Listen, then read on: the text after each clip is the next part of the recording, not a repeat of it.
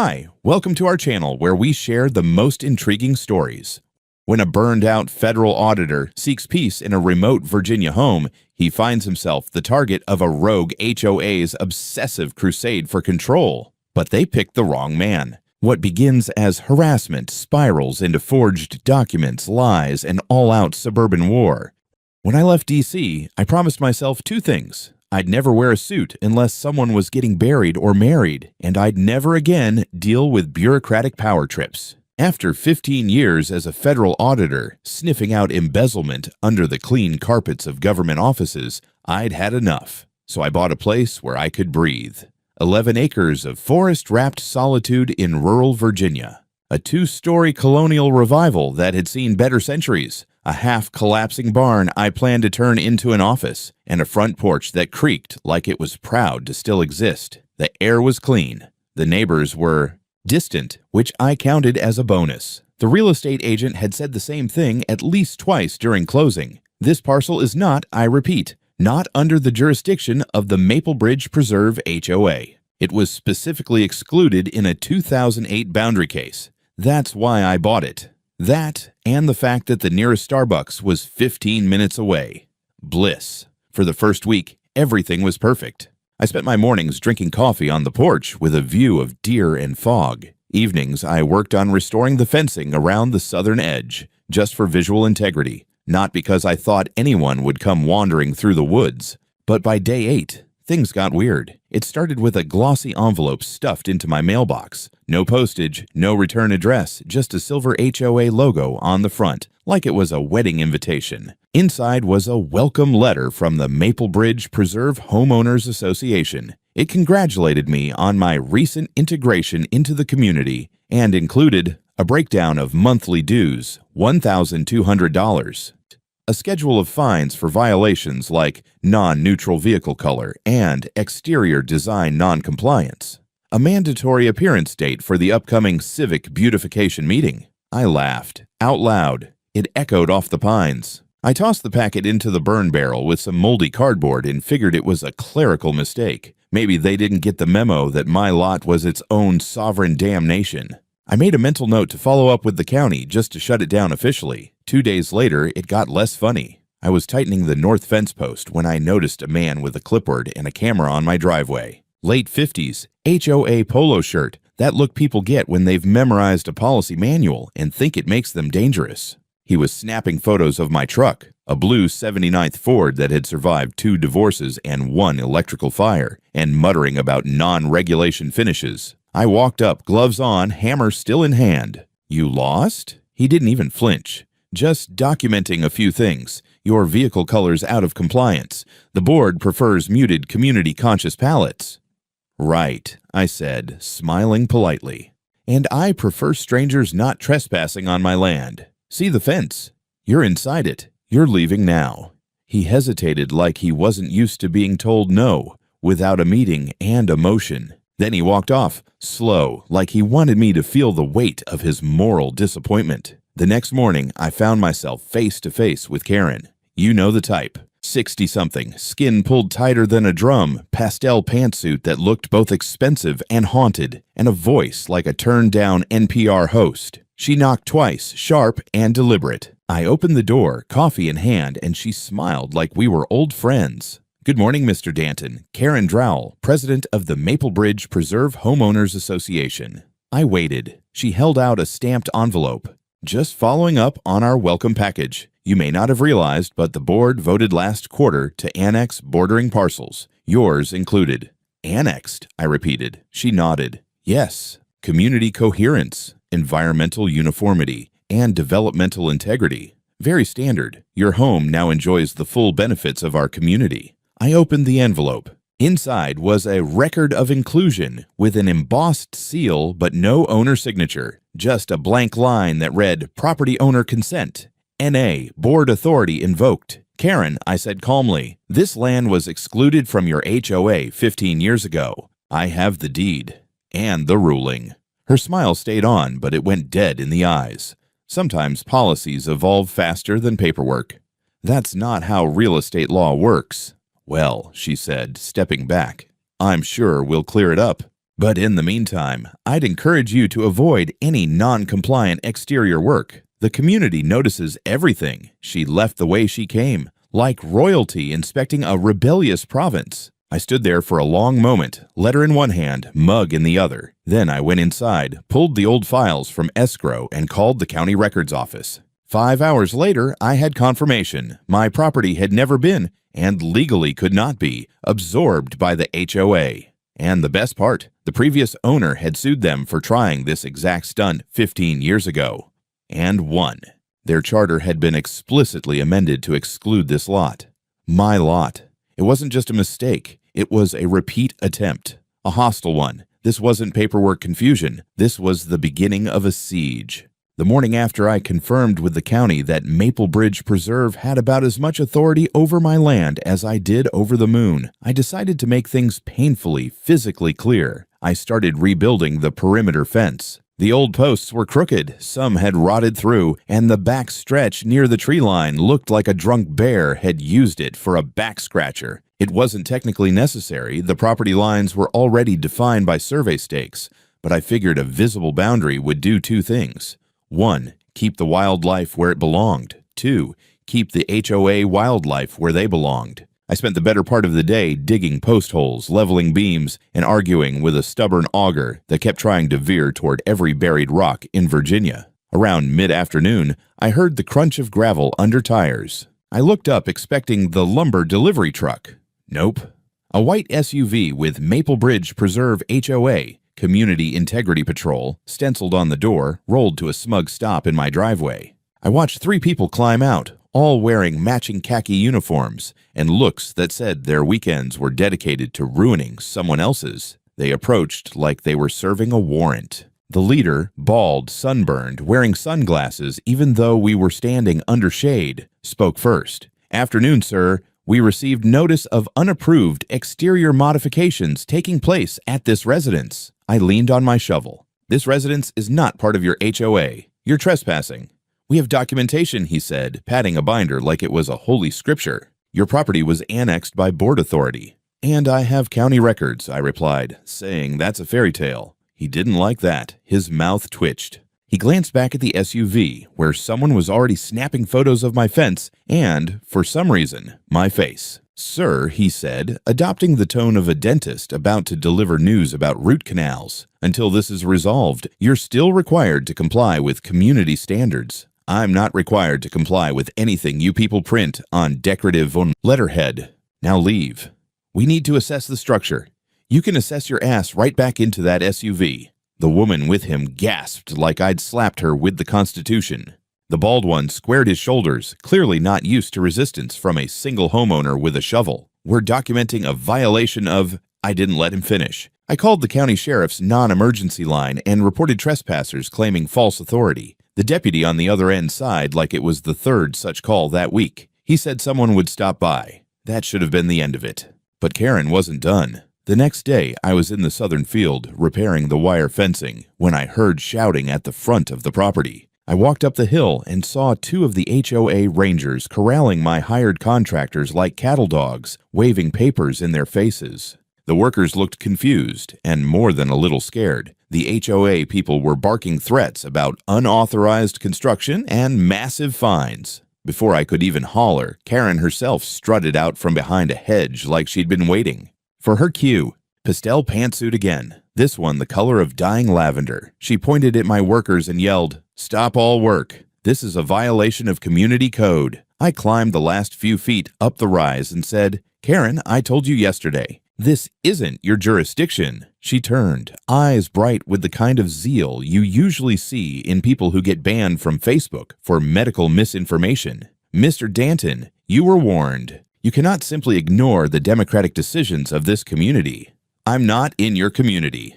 You are within its spirit," she snapped. I laughed. A short, sharp, completely involuntary laugh that made her nostrils flare. Then she did something I did not expect. She pulled out her phone, dialed 911, and started screaming. Actually screaming way that an armed man is threatening HOA officials and destroying community property.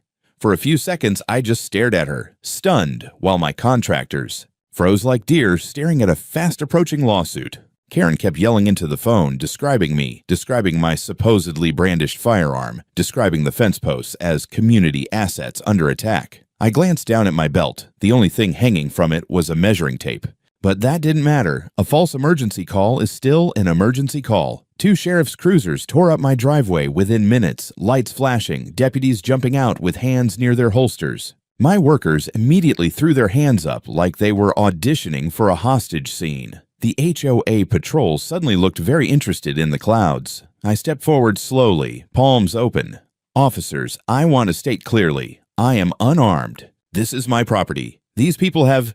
Keep your hands visible, one deputy ordered. Not aggressive, just standard procedure. I complied, recounting the situation with a clarity I'd perfected during 15 years of federal audits. Calm, precise, and absolutely done with everyone's shit. The deputies checked my identification, checked my permit, and checked my truck. No weapon, no threat, no destroyed community property, unless you count the HOA's dignity lying in fragments on the ground. What exactly is going on here? The deputy asked Karen. She launched into a dramatic retelling that would have made a telenovela jealous. Wild hand gestures, trembling voice, the whole performance. The deputies listened in stony silence. When she finally finished, one of them said, "Ma'am, everything you just described is either disproven or outside your authority. This land is not part of your HOA." Karen's mouth opened and closed like a fish encountering an unexpected philosophical dilemma. Furthermore, the deputy added, "A false emergency report is a crime.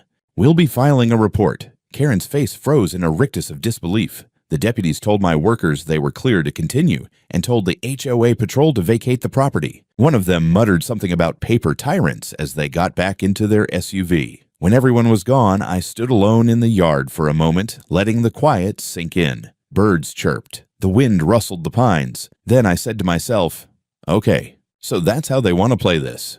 And I went back to work on my fence. I'd barely finished painting the last fence post when the next attack landed. This time, it came with a knock at the door and a dead-eyed manila envelope from a process server who looked like he wanted to be anywhere else. He mumbled something that sounded like an apology and walked off before I could ask which planet he'd just launched this from. Inside was a civil complaint from the Maple Bridge Preserve Homeowners Association. They were suing me for $12,300. The breakdown was as deranged as it was creative. Unpaid HOA dues, retroactive to the 2021 board resolution, fines for vehicular aesthetic violations, penalties for refusal to participate in mandatory civic events, and this one really got me. A breach of community spirit through non-compliance with integration protocols. I don't think I've laughed that hard since a congressman tried to bribe me with Bitcoin. Attached to the complaint was a supplemental exhibit packet.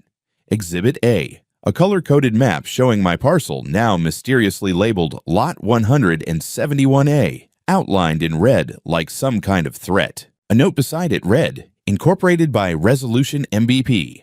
Exhibit B, a one-page document titled Consent to HOA Inclusion, allegedly signed by me. Except it wasn't. Not in any legal sense. The signature looked like someone had studied my name on a mailbox and traced it after 3 drinks. There were no witnesses, no date stamp, and no reference to the actual property deed. It might as well have been signed Mickey Mouse.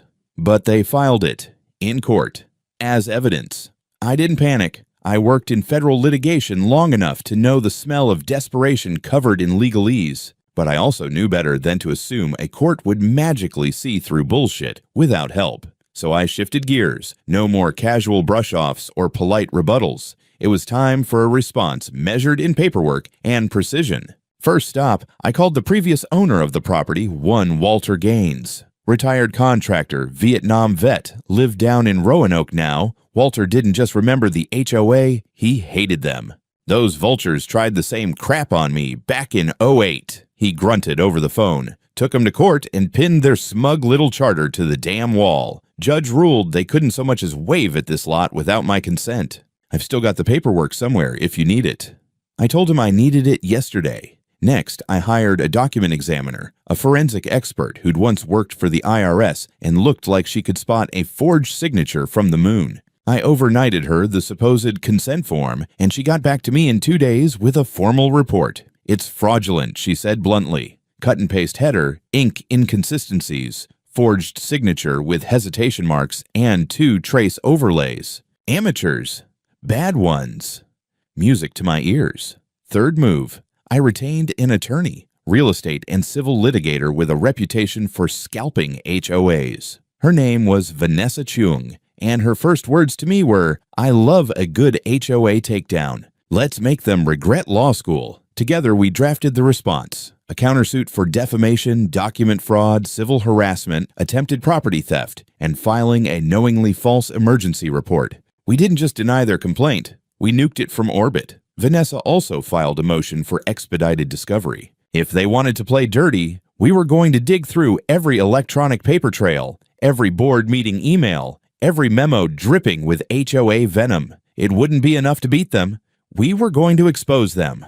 The judge scheduled an initial hearing 2 weeks out. No temporary injunctions granted. The HOA had asked for an emergency order to suspend hostile exterior modifications, meaning, presumably, my fence, but the judge rejected it outright. "This court will not enforce jurisdiction that has not been established," he said, and I could swear Vanessa smirked hard enough to crack enamel. Back home, I opened a bottle of whiskey, sat on my porch, and looked out at my land. My fence stood tall and unapologetic, the grass a little wild, the barn half-rotted but proud. I knew this was just the beginning, but now I wasn't just defending property. I was going to make damn sure that every HOA bully who ever abused a resident for a mailbox color thought twice before pulling this stunt again. And I had just started digging.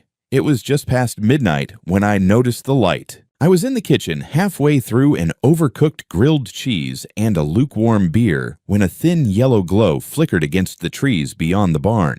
My property stretched far, and the barn sat tucked behind the tree line where no light should have been, unless something or someone was in there.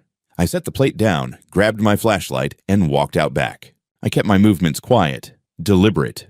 No need to overreact, yet.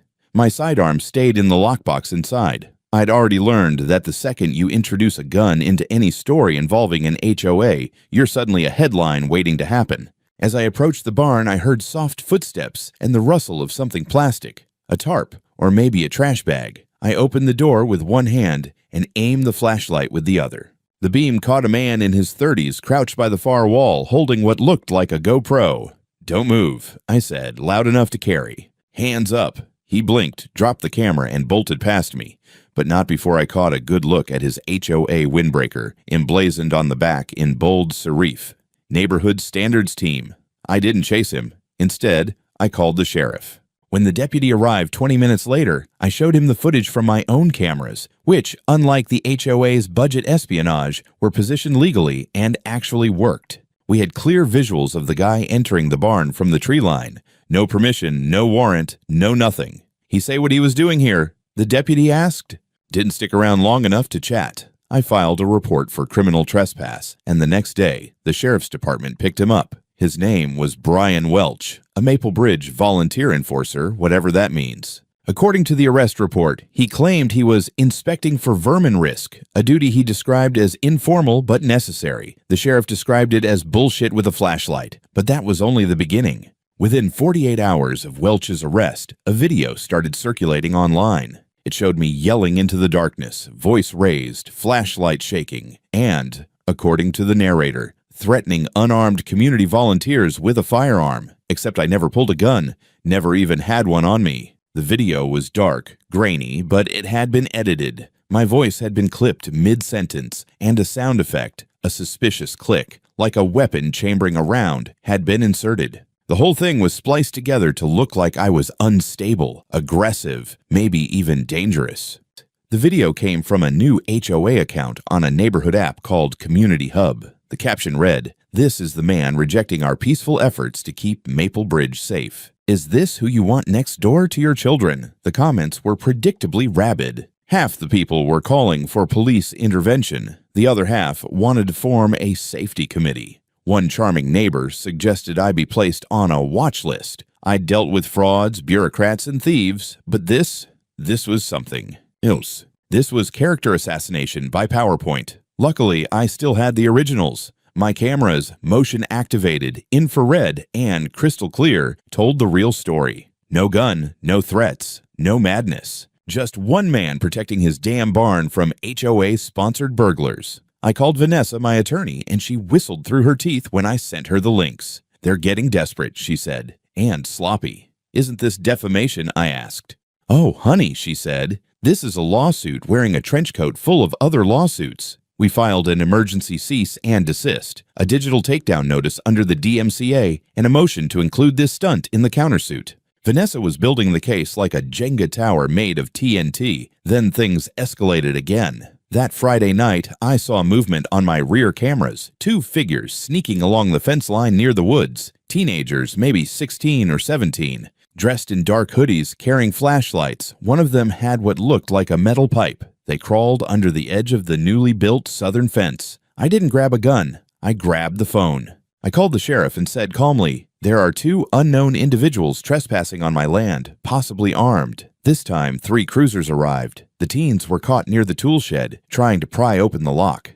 When questioned, one of them broke quickly. "We thought it was like a prank," he mumbled. "We got a note, said to test the response level. Said if he flips, call 911. "Who gave you the note?" the deputy asked. The kid hesitated, then said, "Karen, something. HOA lady." She said it was part of a security check. They arrested both of them for attempted burglary and trespassing. I sent Vanessa the entire incident report before the ink dried. The next morning, someone tried to log into my email. I got the alert at 5:47 a.m. Unusual sign-in attempt detected. IP address traced to Fairfax. VPN, sure, but sloppy. The only email they'd had access to? The one tied to my court correspondence. I changed my password, enabled hardware 2FA, and forwarded the activity log to Vanessa. She called me an hour later. "They're hacking you now." Apparently, community integrity means cybercrime. We were past neighborhood drama now. This wasn't just about a fence or dues. This was a coordinated, malicious campaign to ruin my name, steal my property, and bury me in enough fear to make me fold. But I had no intention of folding. They'd lit a fire. I was going to let it burn them down. I was in the middle of drafting a reply to Vanessa when I noticed something strange. My inbox was missing a few threads, the kind of emails I knew had been there. One was from the county clerk confirming the upcoming court date. Another was from Vanessa's office with attached affidavits for our countersuit. All gone. At first, I thought I'd misplaced them, maybe archived by mistake. But after checking every folder and spam trap I had, it became clear. They weren't just missing. They'd been deleted, selectively. That's when I remembered the login alert from 3 nights ago. The one I almost dismissed after enabling 2-factor authentication, an unusual sign-in attempt from somewhere near Fairfax. I had assumed it was just someone trying a weak password combo. But now it felt a hell of a lot more deliberate. I called Vanessa. "They're in my email," I told her. "How do you know?" "Missing court notifications, critical files gone, no trace in the trash folder, just vanished." Vanessa didn't hesitate. "Send me everything. Access logs. Device activity. If they're trying to ghost you from your own lawsuit, we escalate fast."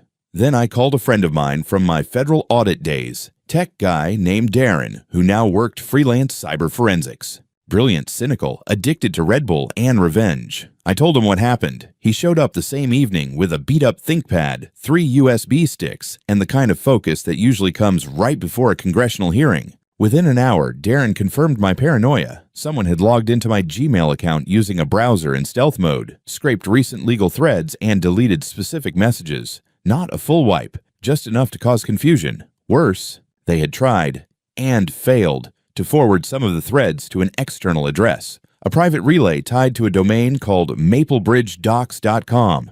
"Not even subtle," Darren muttered. "This is rookie-level espionage. HOA's got a nerd on staff who thinks he's Edward Snowden. You can trace it." Already did. The IP linked back to a residential subnet in Alexandria, the same area where, coincidentally, the Maple Bridge Preserve HOA had their administrative annex. We pulled up cached DNS logs, packet timestamps, and browser agent strings. It was a full-blown hack attempt dressed up like a forgotten login. Darren compiled the data into a neat report. 90 pages, signed, time-stamped, and formatted for the Cybercrimes Unit. Vanessa nearly cackled when I sent it. "We're filing this under attempted obstruction of justice and digital interference," she said. "And we're forwarding it to the Virginia State Bar and the Office of the Inspector General. Think they'll take it seriously?"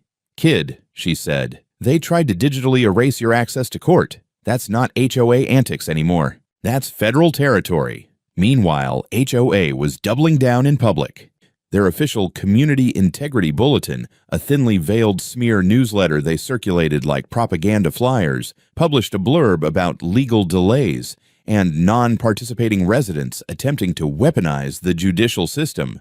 Subtle. They wanted the neighborhood to believe I was avoiding court because I had something to hide, but they were the ones hiding behind fake domains, forged documents, and digital sabotage. Vanessa filed a motion with the court demanding protective orders for all future communications, physical copies only, delivered by certified courier. She also requested a forensic review of the HOA's systems, under suspicion of criminal activity by its officers. The judge granted the motion and added a personal note. The court is concerned by the pattern of misrepresentation and potential tampering involved. This case will be treated with elevated scrutiny. The HOA's attorneys, led by the ever-smirking Meredith Housley, tried to object, of course, but their arguments were made of soup.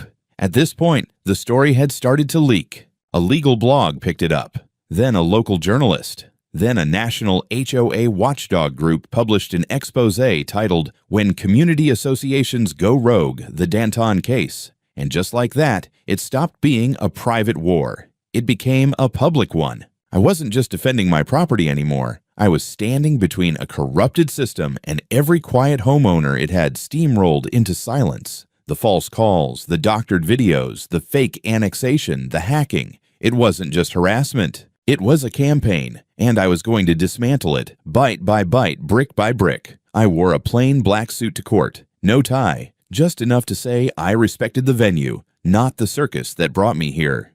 The Maple County Courthouse looked like it hadn't been remodeled since Eisenhower was president. Wood paneling, humming fluorescents, and a faint smell of old coffee and older despair. I sat at the respondent's table next to Vanessa, who looked like she was ready to auction someone's spine. Across from us sat Karen, perched like a vulture in pearls, and her personal mouthpiece, Meredith Housley, a woman whose smile could curdle milk. The room filled up faster than I expected. A few reporters, HOA residents I didn't recognize. One guy in a "HOAs are domestic terrorism" t-shirt, which earned him a warning from the bailiff. Apparently, word had spread. The judge, a no-nonsense middle-aged man with the haircut of someone who hated drama, entered, banged the gavel, and began. HOA was up first. Housley went in swinging. She opened with dramatic language about community cohesion, derelict appearance, and Mr. Danton's refusal to participate in shared obligations vital to neighborhood integrity. She presented the infamous consent to HOA inclusion form, the same one with the forged signature and fabricated resolution, like it was the Magna Carta. Then came the kicker, Exhibit C, a copy of the video footage that had circulated online. You know the one, dark, shaky, spliced together to make me look like Rambo on a caffeine bender. They claimed it showed a pattern of dangerous antisocial behavior, including the threatening of a teenage neighborhood volunteer with a weapon. The judge paused. Is the alleged weapon visible in this footage? Meredith hesitated. The threat is implied. That's not how evidence works, the judge said flatly. Vanessa rose like a storm front. If it pleases the court, she said, we'll be challenging both the legitimacy and admissibility of the plaintiff's materials on the grounds of forgery, defamation, and digital manipulation. She clicked her laptop. The screen behind her came alive with a split-screen video. HOA's doctored version on one side and my original footage, high-res, uncut, time-stamped, and damning, on the other. The differences were glaring. In my footage, I was calm. No weapon. No yelling, just a man asking why someone was in his barn at midnight with a GoPro. The audio in the HOA's version had been doctored. We even played a spectral analysis clip showing the exact points where audio had been spliced. Furthermore, Vanessa added, clicking again, we have forensic evidence proving that the consent to inclusion form is a forgery. Expert analysis indicates the signature was traced, the ink mismatched, and the document header copied from a 2019 template not in use at the time of its alleged creation. She passed the judge a folder, and lastly, she said, cool as ice, We present evidence of unauthorized access to Mr. Danton's private email accounts by an IP address linked to Maple Bridge Preserve HOA systems with the apparent intent of deleting legal communications related to this case. The judge blinked. You're alleging the plaintiff tampered with the defendant's court participation. We are proving it, Your Honor. We dropped the full cyber forensics report on the table like a dead body. Darren had formatted it perfectly. Time logs, screenshots, DNS traces, even the MAC address of the device used in the login. The judge flipped through it, slowly, grimly. Then he looked up at Karen. Mrs. Drowell, are you aware of any unauthorized access to Mr. Danton's personal accounts? Karen smiled. This all feels very theatrical. I can't possibly speak to what technically inclined volunteers may or may not have done in the interest of communal safety. That was a mistake. Your Honor, Vanessa said, we'd like to request a court order to seize digital records from the HOA's administrative systems, including internal communications between board members. The judge didn't even flinch. Granted. Karen's face cracked. Meredith objected, something about privacy and overreach, but the judge silenced her with one sentence. You opened this door by bringing in falsified materials. Now we're walking through it. Court recessed for the day, but not before the judge made it clear the entire HOA would be under scrutiny. All documentation, all emails, all security logs. Outside the courthouse, reporters swarmed. I kept it brief. I bought land to live in peace. They decided to wage war. Now the truth is doing what fences couldn't, keeping the wrong people out. Karen, cornered by a local news crew, hissed that this was a smear campaign by anti-community extremists. Her voice cracked when someone asked if she'd forged legal documents. She didn't answer. She got in her Lexus and peeled out like a teenager skipping detention. That night, Vanessa called me. Guess what they found already? What? A folder on their internal drive labeled Priority Acquisitions. Your name's in there, along with maps, photos of your house, and a list of targeted compliance violations. They had a file on me? Oh, honey, she said. They had a blueprint. The storm broke 2 mornings later. I was halfway through stacking lumber near the barn when I got the call from Vanessa. Her voice had that electric edge, the tone lawyers get when the other side just lit themselves on fire. They raided the HOA office. I nearly dropped a board on my foot. You're serious? Court-ordered seizure of records. County sheriff, 2 tech forensic analysts, and a clerk with a very large evidence box. You won't believe what they found. I want to believe, I said, walking toward the porch. You will. Turns out the HOA's administrative annex, a glorified double-wide tucked behind the community center, was less office, more crime scene. The investigators found a spreadsheet titled Target Parcel Integration Plan with 14 properties, all outside the HOA's jurisdiction, each marked with notes like soft pressure, legal route, or in my case, squeeze out by winter. Copies of multiple consent to HOA inclusion forms, all forged. Some missing signatures, others signed on behalf of owners who had no idea they were members. A folder labeled Compliance Interventions. Photos of my house, license plates, overhead drone shots, even a candid photo of me on the porch with a note, non-compliant. Watch pattern, press harder. Printed emails between Karen and her board discussing adjusting internal documentation retroactively and tightening legal pressure until surrender. A PDF of HOA branded flyers, never distributed, titled, Why Your Neighbor. Might be a danger to the community. My name was in bold. I sat down on the porch swing and exhaled slowly. They had a full campaign planned, Vanessa said, and not just for you. They were trying to expand the HOA through sheer fraud. Realtors know. Not yet, but they will. I already sent a copy to the County Real Estate Ethics Board. By noon, the news had broken. Local affiliates ran segments like Power-Hungry HOA Caught Forging Ownership Claims and Whistleblower Exposes Suburban Tyranny. My phone exploded. Friends from my DC days, old audit partners, even my brother in Montana, all of them messaged some version of holy shit, man, and then came the fallout. Brian Welch, the guy caught breaking into my barn, was arrested again, this time for obstruction and conspiracy. He cracked within an hour, claimed Karen pressured him into surveillance work, that she said it was legally gray, but morally necessary. His full statement read like a cult confession. Other board members started distancing themselves fast. One resigned. Another told the press she was unaware of the extent of operations. 2 more went silent, lawyers now speaking for them. But Karen doubled down. She held a press conference from the front steps of her white brick house, standing behind a folding table with a microphone and a desperate smile. Behind her were 2 miserable-looking junior board members and a poorly spelled banner reading "Protect Community Sovereignty."